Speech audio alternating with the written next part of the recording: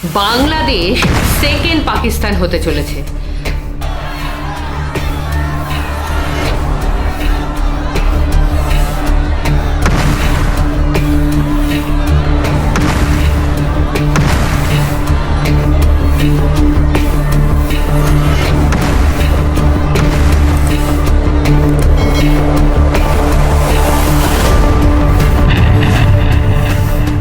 বাংলাদেশের কিছু মানুষ চাইছে পাকিস্তানের সাথে হাত মেলাতে, সেই পাকিস্তান যার সাথে 1971-এ লাখে লাখে বাংলাদেশি নিজের প্রাণ দিয়ে নিজেদের পরিচিতির লড়াই লড়েছিল, সেই পাকিস্তান যার সেনারা বাংলাদেশের লক্ষ লক্ষ মহিলার উপর জঘন্য অত্যাচার করেছিল, সেই পাকিস্তান যারা মুক্তিযুদ্ধের সময় বয়স্ক, শিশু, হিন্দু, মুসলিম কাউকে ছাড়েনি, তাদের নির্দয়ভাবে হত্যা করার আগে এক মুহূর্তের জন্যেও ভাবেনি।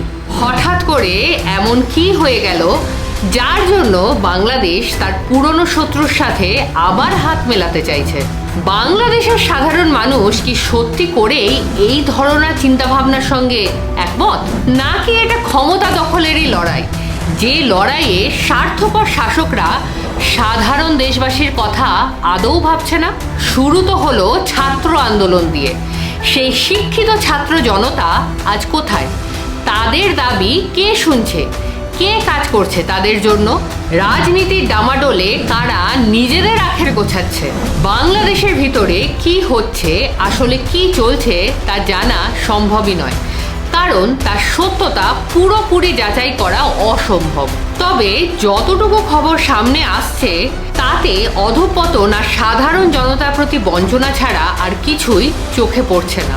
এভাবেই চলতে থাকলে কিছুদিন পর পাকিস্তানের মতোই বাংলাদেশের শিক্ষিত মানুষরাও আর কোনো জায়গা পাবেন না। আগেও দলে দলে মুক্ত চিন্তাধারী বাংলাদেশিদের দেশ ছাড়া করা হয়েছে, তাদের হত্যা করা হয়েছে, আর এরপর তো কেউই বাকি থাকবেন না। চ্যাপ্টার 1, বাংলাদেশের পাকিস্তান প্রীতি। বাংলাদেশ এখন পাকিস্তানের রাস্তাতেই হাঁটছে, খুব বেশি অতীতে যাওয়ার দরকার নেই। যদি বাংলাদেশের এই কিছুদিনের সামাজিক আর রাজনৈতিক পরিস্থিতি একটু বিশ্লেষণ করা হয় তাহলেই বোঝা যায় বাংলাদেশ অধঃপতনের পথেই হাঁটছে। সেই একই রকম রাজনৈতিক টালমাটাল অবস্থা, সংখ্যালঘু হিন্দুদের হত্যা, পার্শ্ববর্তী দেশের লোকজনের সাথে ঝামেলা, সংখ্যালঘুদের প্রতি নির্মম অত্যাচার, মন্দির, মাজার, মূর্তি ধ্বংস, ধর্মীয় উগ্রতা, মহিলাদের ওপর অত্যাচার, মসজিদের ভিতর মারামারি, সমাজের চরম অর্থনৈতিক অসমতা, যে কোনো খারাপ অবস্থার জন্য ভারতকে দায়ী করা, রাজনীতিতে নেপোটিজম, শাসক দলের হত্যা, রাজনীতিকারদের হত্যা, সাধারণ মানুষের অজ্ঞতার সুবিধা নিয়ে নিজেদের আখের গোছানো, কোনটা ছাড়বো আর কোনটা ধরবো।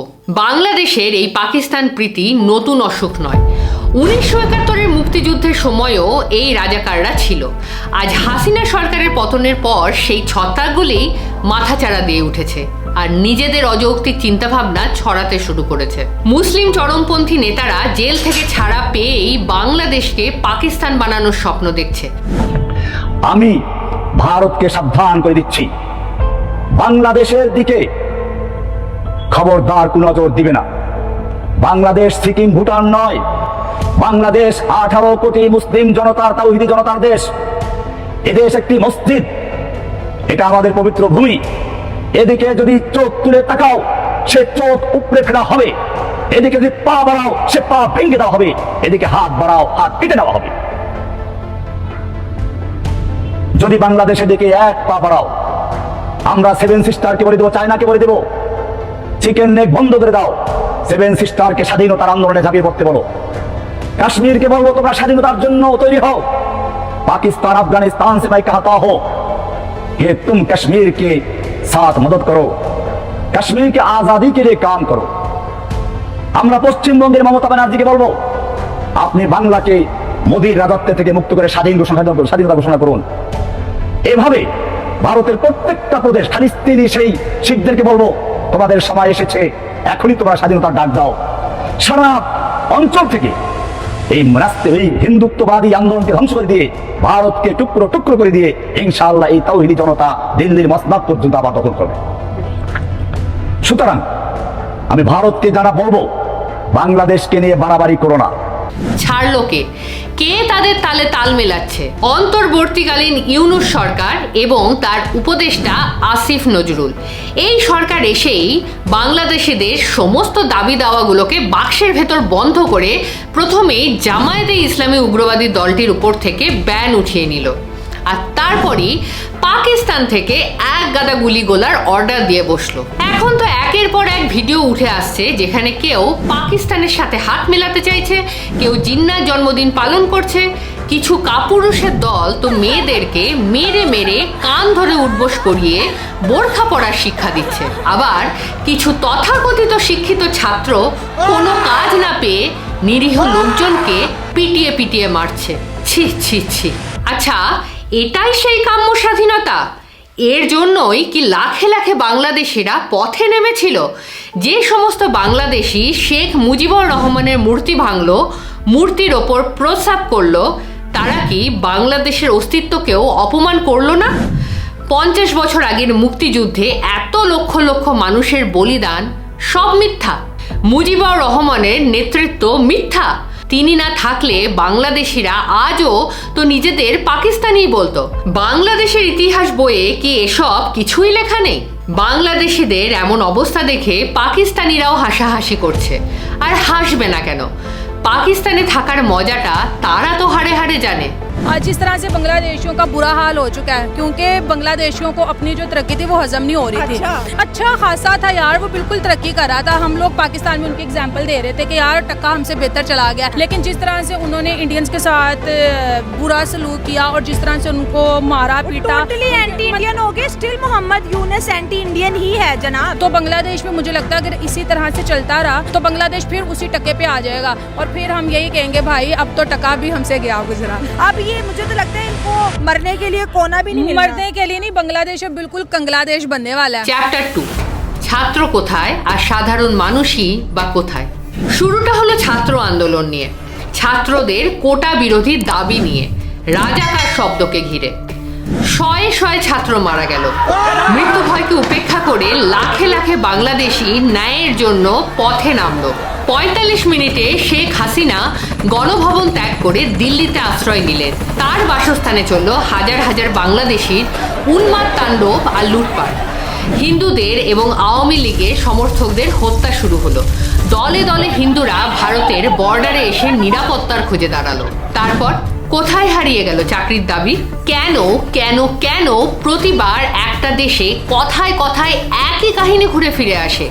কেন বারবার ক্ষমতালোভী মানুষজনের কাছে সাধারণ মানুষের দাবিগুলো মাটি চাপা পড়ে যায়? বাংলাদেশের মানুষরা এখন শান্তিতে আছেন তো, নাকি ঘটনার আকস্মিকতায় তারাও হতভম্ব? মোহাম্মদ ইউনুস নোবেল বিজয়ী, তার দৃষ্টিভঙ্গিকে, মেধাকে আমি সাধুবাদ জানাই, কিন্তু বাংলাদেশের এই চরম অস্থিরকর পরিস্থিতিকে সামাল দেওয়ার মতো রাজনৈতিক অভিজ্ঞতা তার কি সত্যিই আছে? আর যদি সত্যিই থাকতো তাহলে বাংলাদেশে এরকম মারামারি কাটাকাটি চলতো না। নোবেল শান্তি পুরস্কার পাওয়া আর দেশে শান্তি বজায় রাখা দুটো সমান জিনিস নয়, এটা কি বাংলাদেশিরা এবার হাড়ে হাড়ে টের পাচ্ছেন? একটা সময় ছিল যখন সাউথ এশিয়াতে বাংলাদেশ সব থেকে দ্রুত বর্ধনশীল অর্থনীতি ছিল। বিভিন্ন গ্লোবাল কোম্পানি বাংলাদেশে বিনিয়োগ করছিল, তার মানে দেশটাতে কিছু তো ঠিক চলছিল। সমস্ত ব্যবস্থাকে তছনছ করার আগে বাংলাদেশিরা এই সত্যগুলো কি বিবেচনা করেছিল? আজ আইনি ব্যবস্থা, শিক্ষা ব্যবস্থা, পুলিশি ব্যবস্থা সব কিছুকে ধ্বংস করার পর হঠাৎ করে বাংলাদেশিরা নিজেদের হঠকারিতা কি উপলব্ধি করছেন? তারা কি বুঝতে পারছেন তাদের এই প্রতিহিংসাময় সিদ্ধান্তগুলো তাদের ওপরেই পরে ব্যাকফায়ার করবে? এই রকম একটি অশান্তকর পরিবেশে কোন বিদেশি কোম্পানি কেন নিজের ব্যবসা রাখবে? চ্যাপ্টার 3, বাংলাদেশের ভারত বিদ্বেষ।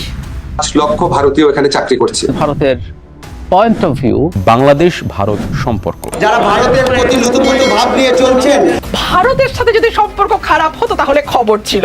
যে ভারত নিজ দেশে শক্তিশালী গণতন্ত্র চায়, ইস্পাতের গণতন্ত্র চায় তারা, আর বাংলাদেশে চায় প্লাস্টিকের গণতন্ত্র। বাংলাদেশের ভারত বিদ্বেষ নতুন নয়, তার অনেক নজির আমরা আগেও দেখেছি। এই জিনিসটা ব্যবহার করে বিভিন্ন মানুষ বা উঠতি নেতারা বিভিন্ন সময় ক্ষমতাতেও আসতে চেয়েছে। ইলিশ নিয়ে শুরু হয়েছে কূটনীতি। এবারে দুর্গাপূজাতে বাংলাদেশ ভারতে ইলিশ রপ্তানি বন্ধ করছে। এই রকমটাই সিদ্ধান্ত নিয়েছিলেন বাংলাদেশের রাজনীতিবিদ ফরিদা আক্তার। যদিও পরে তাদের সিদ্ধান্ত পরিবর্তন হয় এবং এখন বাংলাদেশ আবার ভারতে ইলিশ পাঠাচ্ছে।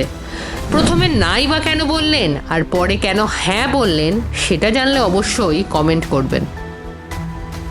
খাদ্য হিসাবে দেখলে এটি একটি অত্যন্ত সাধারণ ঘটনা। বাঙালি ছাড়া ভারতের আর কটি রাজ্যের মানুষ ইলিশ মাছ চেনেন বা খান? আমার চেনা জানা অনেক এমন বাঙালিও আছেন যারা দুর্গাপুজোয় ইলিশ ছাড়াই আনন্দ করেন। কিন্তু ভেবে দেখবেন, বাংলাদেশের ইলিশ এই দুই বাংলার ভিতর ভালোবাসা আর মৈত্রীর প্রতীক হিসাবেও কাজ করে। ভারতে ইলিশ রপ্তানি বন্ধ হওয়াতে বাংলাদেশিরা এবার কি ইলিশ কিনতে পারছেন? আজ কিছু বাংলাদেশির এটাও মনে হচ্ছে ভারতের প্রভাবে আজ তাদের জাতীয় সঙ্গীত আমার সোনার বাংলা। কিন্তু বাংলাদেশ স্বাধীন হওয়ার আগে থেকেই মুক্তিযোদ্ধারা এই গানটাকে তাদের বিপ্লবের গান হিসাবে গাইতো।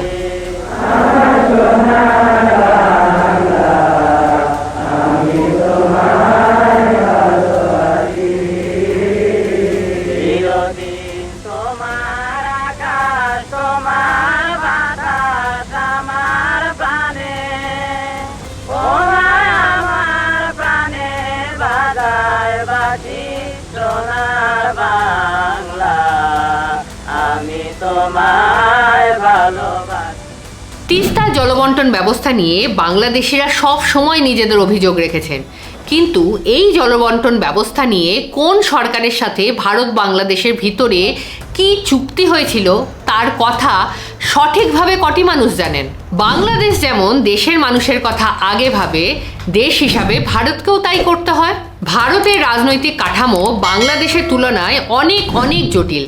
সেখানে শুধু কেন্দ্র সরকার নয়, রাজ্য সরকারের মতামতেরও গুরুত্ব আছে। সেই সমস্ত বিশদ তথ্য না জেনে শুধু দোষারোপ করাটা কি ঠিক? জুন থেকে সেপ্টেম্বর মাসের ভিতরে তিস্তা নদীর যে জল আসে, সেই জলের সঠিক ব্যবস্থাপনার সাথেও এই সমস্যার সমাধান করা যায়। দুই দেশে এই নিয়ে জুলাই মাসে বিশদভাবে আলোচনাও হয়। ভারত এ ব্যাপারে বাংলাদেশকে সাহায্য করবে সেই বোঝাপড়াও হয়। বাংলাদেশ শান্ত হলে আশা করি এবার বাংলাদেশের মানুষ নিশ্চয়ই সুরাহা পাবেন। কিছুদিন ধরে বাংলাদেশের গার্মেন্টস ইন্ডাস্ট্রিতে একাধিক শ্রমিক আন্দোলন হচ্ছে, যার প্রধান দাবি মজুরি বৃদ্ধি। যা শুনলাম ভিয়েতনামের তুলনায় নিজেদের কম্পিটিটিভ রাখার জন্যই হাসিনা সরকার মজুরি বৃদ্ধি রদ করেছিলেন। কিন্তু কিছু বাংলাদেশি ভাবেন ভারতের উস্কানিতে এই আন্দোলন হচ্ছে। কি আর বলবো, বর্ডারে মানুষ হত্যা একটি অত্যন্ত গুরুতর ঘটনা এবং এটা শুধু বর্ডার বলে নয়, মানুষের দ্বারা মানুষ হত্যাই একটি অত্যন্ত নিন্দনীয় ঘটনা। কিন্তু নিজের বাড়িতে যখন চোর ডাকাত পড়ে তখন তাকে সাদরে অভ্যর্থনা কেউই জানায় না। আমি আজ অবধি কোনো বাংলাদেশ সরকারকে বিনা পাসপোর্টে বর্ডার পাস না করার জন্য জনগণকে সতর্ক করতে শুনলাম না। তাদের রক্ষার দায় তো বাংলাদেশ সরকারেরও। বাংলাদেশিরা আর চকমা সম্প্রদায়ের লোকজনের সাথে যেচে ঝামেলা করছে আর তাদের ঝামেলা করতে সাহায্য করছে বাংলাদেশের আর্মি। চকমা সম্প্রদায়ের লোকজনের ঘর ভাঙা হচ্ছে, জ্বালানো হচ্ছে, তাদের দোকান পুড়িয়ে দেওয়া হচ্ছে। এর দায়ও হয়তো কিছুদিন পর ভারতের ওপরই পড়বে। বাংলাদেশের এমন অবস্থায় ভারতের কি মত? ভারতের পররাষ্ট্রমন্ত্রী জানাচ্ছেন कि बांग्लादेश में जो वहां पर अभी पॉलिटिकल चेंजेस हुए हैं, इसको चूंकि डिप्लोमेसी आर्ट ऑफ पॉसिबल है, तो मोदी जी और आप कैसे इसको हैंडल कर रहे हैं? जो बांग्लादेश में जो घटनाएं हुई हैं, देखिए उनके यहाँ भी उनकी अपनी पॉलिटिक्स होती है, उनकी अपनी राजनीति होती है। अब उसमें जो हुआ माने वो उनका इंटरनल अफेयर।